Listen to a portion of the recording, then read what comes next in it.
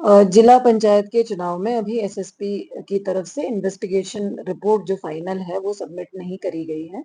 इसमें क्योंकि honourable court की हियरिंग के बाद मतदान का पूरा जो प्रोसेस था वो रुका हुआ था और 5 बजे वो ऑफिशियल टाइम जो दिया गया था आयोग की तरफ से वो भी खत्म हो गया था। तो हमने आयोग को एक फैक्चुअल रिपोर्ट यहाँ से भेजी थी ये हमको मार्गदर्शन देने के लिए कि इसमें रीपोल या गो अहेड में से जो भी डिसीजन लिया जाना है वो आयोग हमें मार्गदर्शन कर दें क्योंकि नियमावली में इसके संबंध में कोई भी प्रोविजंस नहीं है।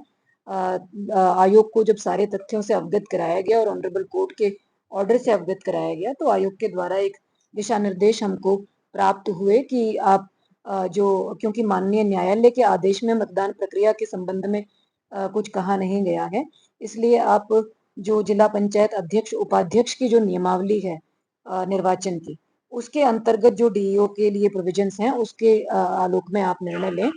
तो हमने उस नियमावली में जो प्रावधान है उसमें डीईओ को किसी भी प्रकार से पोलिंग को स्थगित करने का या निरस्त करने का राइट नहीं है। उसमें मतदान की प्रक्रिया की समाप्ति के तुरंत बाद मतगणना की प्रक्रिया का उल्लेख है। तो क्योंकि आयोग के निर्देश जो है वो हमको एज पर नियमावली प्रोसीड करने के थे तो हम लोगों ने ये डिसीजन लिया कि हम इसको पूरी वीडियोग्राफी कराते हुए आयोग के ऑब्जर्वर की उपस्थिति में इसको हम ओपन करेंगे, काउंट करेंगे और इस रिजल्ट को आधिकारिक रूप से डिक्लेयर ना करते हुए इसको रिजर्व रखेंगे और इसको सील बंद लिफाफे में ट्रेजरी के डबल लॉक में भी सबमिट करेंगे। आयोग को भी एक कॉपी भेजी जाएगी और 18 तारीख को जो ऑनरेबल कोर्ट में हियरिंग है उसमें ये सारी चीजें सबमिट करी जाएंगी। उसके बाद आगे जो भी डायरेक्शंस ऑनरेबल कोर्ट के होंगे 18 तारीख की हियरिंग में उसके अनुसार ही रिजल्ट के संबंध में कोई भी आधिकारिक घोषणा या निर्णय किया जा सकेगा। वर्तमान में ये जो परिणाम है या डॉक्यूमेंट्स हैं ये सभी सील्ड हैं और डबल लॉक में रखे गए हैं। हमने इस संबंध में ये जो डिसीजन हमने लिया है इसके संबंध में हमने जो कैंडिडेट्स हैं चारों कैंडिडेट्स को उनका जो प्रोवाइडेड पता था उस पर हमने मैसेंजर भेजकर भी सूचना दिलाने का प्रयास किया और उसको चस्पा भी किया गया। साथ में जो उनके ऑफिशियल दूरभाष नंबर हमारे पास उपलब्ध थे उन पर कॉल के माध्यम से भी प्रयास किया गया और उनको व्हाट्सएप के माध्यम से भी सर्कुलेट किया गया।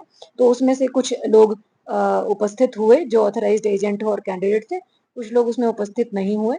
इस पूरी प्रोसेस का वीडियोग्राफी कराया गया है और इसमें प्रत्येक जो स्टेप है उस पर आयोग के ऑब्जर्वर की उपस्थिति में उनकी सहमति से ही चीजें हम लोगों ने ओपन करी हैं and then we have sealed the results.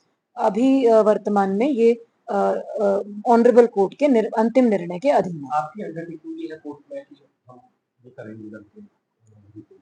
हमने कोर्ट को जो अंडरटेकिंग दिया था कि हम एक रिपोर्ट आयोग को भेजेंगे क्योंकि जो गाइडलाइंस हैं वर्तमान में वो हमको आयोग को रिपोर्ट भेजने का राइट देती हैं और उतने ही डायरेक्शन डिस्ट्रिक्ट मैजिस्ट्रेट के लिए उसमें है। तो हमने आयोग को एक फैक्चुअल रिपोर्ट भेजी क्योंकि कोई कंक्लूसिव रिपोर्ट इन पुलिस से इन्वेस्टिगेशन की भी प्राप्त नहीं थी इसलिए आयोग को फैक्चुअल रिपोर्ट जो वर्तमान परिस्थितियों की है उसको भेजते हुए मार्गदर्शन मांगे गए और आयोग के द्वारा हमें नियमावली के अनुसार प्रोसीड करने के निर्देश दिए गए। जिस तरह से पूरा इलेक्शन रहा, चाहे यहाँ बेताल घाट में भी इस तरह की घटनाएं बेताल घाट को लेकर क्या कहा गया है और यहाँ के लोग बेताल घाट में जो घटना हुई वो पोलिंग स्टेशन से काफी दूर हुई। उसमें एआरओ से हमने एक रिपोर्ट ली है और उस रिपोर्ट के अनुसार जो स्थानीय पुलिस कर्मी नियुक्त थे उसमें चौकी इंचार्ज भी हैं और अन्य जिन लोगों की ड्यूटी थी क्योंकि ये एक बड़े क्लियर डायरेक्शंस 13 तारीख को फोर्स को भेज दिए गए थे कि एंड ये किस तरह की लॉ एंड ऑर्डर सिचुएशन इसमें आ सकती हैं तो उनके ऊपर कार्रवाई करने के लिए भी रिकमेंडेशंस भेजी गई हैं। और बेताल घाट में क्योंकि मतदान प्रक्रिया पूर्ण हुई है और सभी वोटर्स ने अपने मतदान का प्रयोग पोलिंग स्टेशन में किया है जहां सीसीटीवी का कवरेज भी था, वीडियोग्राफी भी थी और आयोग के ऑब्जर्वर भी उपस्थित थे। तो इसलिए मतदान प्रक्रिया जो पोलिंग बूथ के अंदर हुई है वो किसी भी प्रकार से संदेह के घेरे में नहीं थी और ना ही कोई वोटर वंचित था तो इसलिए उसको डिक्लेयर करा गया है। बाकी जो लॉ एंड ऑर्डर सिचुएशन थी उसके संबंध में रिपोर्ट भी भेजी गई है और रिकमेंडेशंस भी भेजी गई। जो नाम है जो लोग ड्यूटी पर थे उनकी लापरवाही को स्पष्ट रूप से अंकित करते हुए उसमें रिकमेंडेशंस भेजी गई हैं कार्रवाई करने के लिए। एक चीज और है कि जिस तरह से जिला पंचायत का इलेक्शन पिछले 5, 7 या 10 दिनों से चल रहा था उसमें एक तरफा कार्रवाई भी प्रशासन की ओर से कही जा रही है, करी जा रही है एक ही कैंडिडेट के ऊपर, जबकि दूसरे कैंडिडेट पर भी इस तरह के एलिगेशन थे और यही सब कारण नैनीताल जिला पंचायत में जो हंगामा हुआ वो भी बना।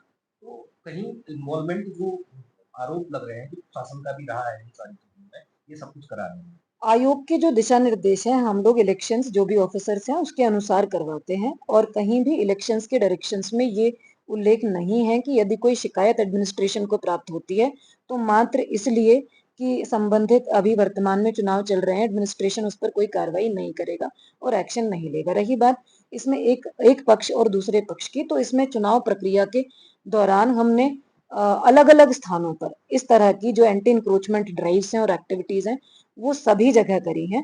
उसमें सभी पक्षों के लोग हैं और ये मीडिया में भी स्टेटमेंट सभी पक्षों के लोगों के द्वारा दिए गए हैं।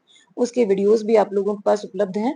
तो इसमें इस तरह का की बात कहना कि only one person was targeted, it is not appropriate. जिसकी शिकायत हमारे पास प्राप्त हुई है उन पर इन्वेस्टिगेशंस कराए गए हैं प्रॉपर। उन इन्वेस्टिगेशंस को इसलिए रोकने के कोई निर्देश नहीं है कि चुनाव प्रक्रिया चल रही है। तो इन्वेस्टिगेशन के बाद उनको कोई भी इस प्रकार का कोई ड्रास्टिक एक्शन नहीं लिया गया, जैसे डिमोलिशन किया जाना। उनको प्रॉपर ऑनरेबल सुप्रीम कोर्ट के जो डायरेक्शंस हैं 15 दिन का नोटिस दिए जाने के, उसके क्रम में नोटिस दिए गए हैं। अपनी बात रखने का अवसर भी दिया गया है। वो फर्दर इंक्रोचमेंट ना कर पाए और जो निर्माण कार्य वर्तमान में चल रहे हैं वो आगे सरकारी भूमि तक ना बढ़े, इसलिए निर्माण कार्यों को सील करा गया। तो वो उसके संबंध में किसी भी प्रकार का ऐसा डिसीजन जिससे उनकी प्रॉपर्टी को किसी प्रकार की क्षति होती हो वो नहीं लिया गया। तो जो 5 लोग अभी वोटिंग से वंचित हैं, उनका क्या आधार बनता है अब इन सारी चीज़ों में? अभी एसएसपी ने इस संबंध में कोई भी इन्वेस्टिगेशन रिपोर्ट नहीं दी है और उन्होंने अभी एक्शन टेकन रिपोर्ट एक प्रिलिमिनरी सबमिट करी है जिसमें उन्होंने कितनी टीमें बनाई हैं और क्या एक्शंस लिए हैं, कितनी एफआईआर दर्ज करी हैं और कितने लोगों को अरेस्ट किया है, ये उनके द्वारा आया है। अभी जो केस है, जो एलिगेशंस हैं किडनैपिंग के, उसके संबंध में पुलिस की तरफ से इन्वेस्टिगेशन रिपोर्ट कंक्लूसिव प्राप्त नहीं हुई है। तो जब वो प्राप्त होगी उसके बाद उसको ऑनरेबल कोर्ट के भी डायरेक्शन है एसएसपी को रिपोर्ट देने के, तो वो रिपोर्ट को कोर्ट में रखा जाएगा और उसके बाद जो भी डायरेक्शंस होंगे आगे का निर्णय लिया वो जाएगा। मिले हैं या नहीं मिले हैं, अभी कोई ऐसी रिपोर्टें हैं? अभी एसएसपी की तरफ से किसी भी प्रकार की कोई कंक्लूसिव रिपोर्ट नहीं आई है, तो जब आएगी उसके बाद ही इसमें आगे कुछ कहना उचित होगा। Thank you.